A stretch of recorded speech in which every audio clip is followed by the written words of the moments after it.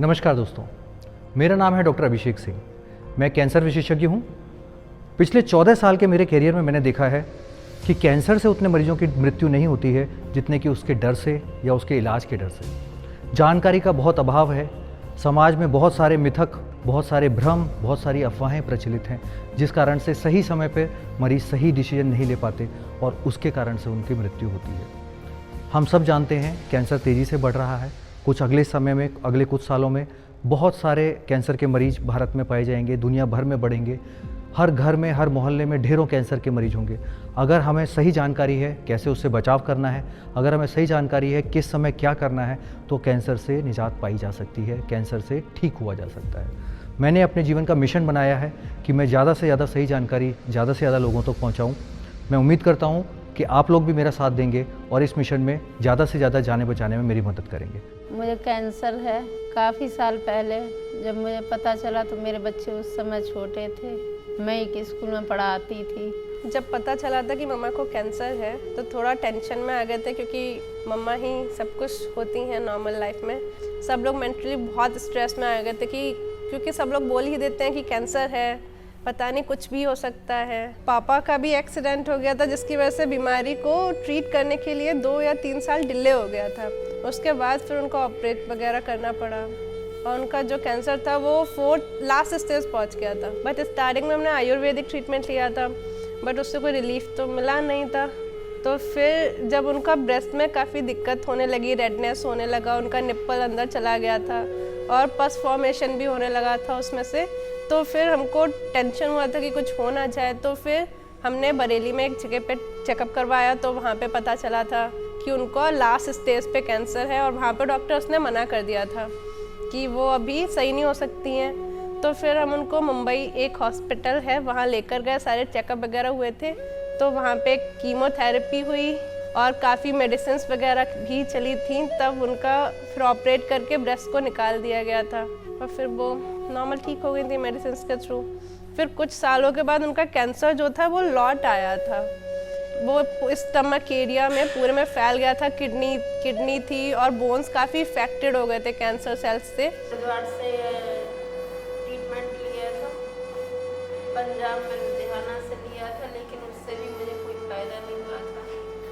Last में फिर 2-3 साल खाने के बाद फिर जब चेकअप करवाया कैंसर बढ़ ही गया। फिर जांच वगैरह करवाई थी, अब फ़ायदा कुछ भी कोई बढ़ रहा था लगातार। जब मैंने हरिद्वार बात करी थी जिससे दवा खा रही थी, वो ये बोले अब आप ऑपरेशन ही करवा लें, मैं सही नहीं कर सकती। तो फिर हम लोगों ने ऑपरेशन करवाया, फिर मुंबई जाकर ट्रीटमेंट लिया था। मंजरी पाठक जी जब हमारे पास आई थी तो उनका इलाज मुंबई से चल रहा था। मंजरी पाठक जी के जो बीमारी है वो इस प्रकार की बीमारी थी कि जिसमें उनको बहुत भारी भरकम कीमोथेरेपी की ज़रूरत नहीं थी और सिर्फ एक टैबलेट फॉर्म से हम बीमारी को कंट्रोल कर पा रहे हैं। प्राय लोग ये मानते हैं कि बढ़ी हुई बीमारी, उनकी बीमारी जैसे मंजरी पाठक जी की स्टेज 4 में बीमारी थी, उसको भारी भरकम कीमोथेरेपी की ज़रूरत पड़ती है, बहुत सारे महंगे इलाज की ज़रूरत पड़ती है। लेकिन अब ऐसी नई दवाइयाँ आ गई हैं, बायोप्सी के रास्ते ये पता किया जा सकता है, इम्यूनोहिस्टोकेमिस्ट्री जांचों के रास्ते पता किया जा सकता है कि किस प्रकार की बीमारी है। स्तन में अपने आप में ही कई प्रकार के कैंसर हो सकते हैं। जैसा मैंने पहले बताया कि कैंसर कोई एक बीमारी नहीं है, 200 बीमारियों का समूह है। अगर हमें पता है कि किस प्रकार का कैंसर है तो उसका इलाज बहुत अच्छे से किया जा सकता है। मंजरी जी के साथ भी यही हुआ। उनकी बायोप्सी से ये पता चला कि कैंसर किस प्रकार का है और बहुत भारी भरकम कीमोथेरेपी से बचते हुए वो एक कैप्सूल के साथ में अपनी बीमारी को कंट्रोल करे हुए हैं। उनकी स्टेज 4 बीमारी काफ़ी जगह फैली हुई थी, लेकिन अभी हाल के पेट स्कैन में वो बीमारी बहुत सीमित आई है और ना के बराबर आई है।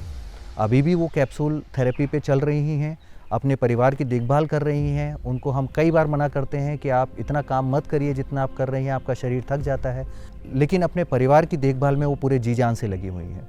हमें उम्मीद है कि बहुत लंबे समय तक इस थेरेपी के थ्रू वो अपना एक अच्छा और सामान्य जीवन व्यतीत कर पाएंगी। अभी हमने जो दोबारा से रिपोर्ट्स चेकअप करवाए थे सारे, उसमें उनकी रिपोर्ट्स नॉर्मल आई हैं और उनका जो ब्रेस्ट रीजन था या फिर जो भी एब्डोमेन रीजन था उसमें कोई भी कैंसर की सेल्स ज़्यादा नहीं फैली हुई हैं, ठीक हैं वो भी।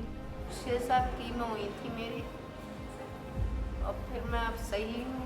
बम्बई से फिर मैंने दवा बंद कर दी है, मेरी यहाँ से ही ट्रीटमेंट चल रहा है, और 1 कैप्सूल खा रही हूँ जो सरकार की तरफ से मुझे फ्री मिल रहा है।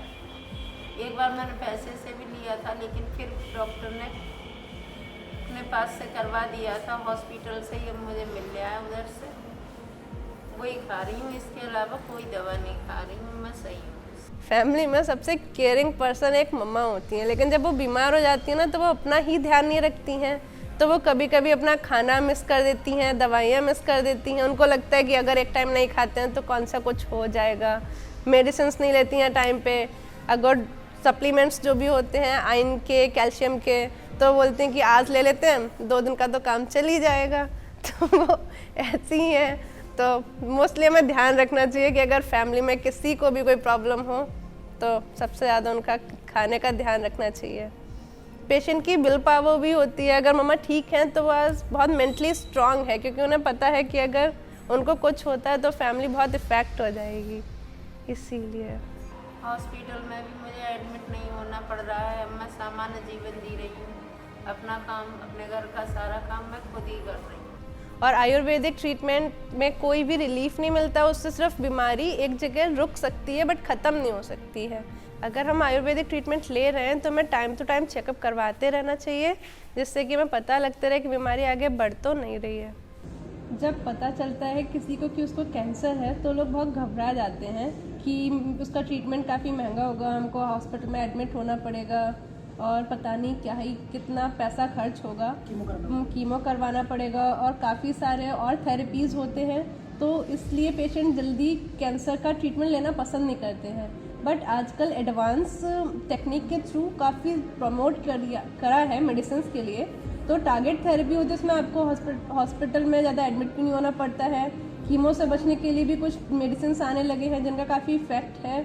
और मेरी मम्मा भी हैं जो बिना कीमो के काफ़ी ठीक हैं, उनका खाली एक टैबलेट से चल रहा है, ज़्यादा कोई मेडिसिन नहीं, उनको हॉस्पिटलाइज नहीं होना पड़ता है और वो नॉर्मल लाइफ जी रही हैं। इसीलिए आप कैंसर से डरे नहीं, उसका पता चलते पे आप हिम्मत से काम लेते हुए डॉक्टर के पास जाएं, कंसल्ट करें, जांच कराएं और जल्द से जल्द इलाज कराएं। इसका कोई खर्चा ज़्यादा महंगा नहीं है और आपको घबराने की ज़रूरत नहीं है। बीच में इलाज को बिल्कुल ना छोड़ें। अगर हमें कभी भी पता चलता है कि हमारी बॉडी में ज़्यादा कोई प्रॉब्लम हो रही है, लाइक बोन्स में या फिर ब्रेस्ट रीजन में कहीं भी सेल्स ज़्यादा डेवलप हो रहे हैं, तो पता चल जाता है। कोई भी अगर एबनॉर्मलिटीज़ होती है तो सबसे पहले हमें कोई भी पास में जो डॉक्टर हो उसको कंसल्ट करना चाहिए, चेकअप करवाने चाहिए। ऐसा नहीं करना चाहिए कि कोई बात नहीं, ये है तो नॉर्मल मेडिकल से दवाई लेकर खा ली तो रुक गई। अगर कोई दवाई लेकर खाते हैं तो वो कुछ टाइम के लिए तो कवर हो सकती है, लेकिन वो ख़त्म नहीं हो सकती।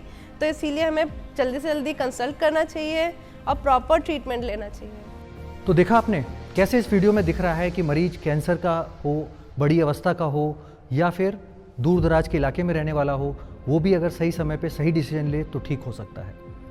ये जानकारी हमें ज़्यादा से ज़्यादा लोगों तक पहुँचानी है। आपके पास भी अब आपकी उंगली की ताकत है। अगर आपको ये वीडियो अच्छा लगा है इसे लाइक करिए, इस चैनल को सब्सक्राइब करिए और इसको ज़्यादा से ज़्यादा शेयर करिए ताकि आप ज़्यादा से ज़्यादा जान बचाने में भागीदारी कर सकें। धन्यवाद।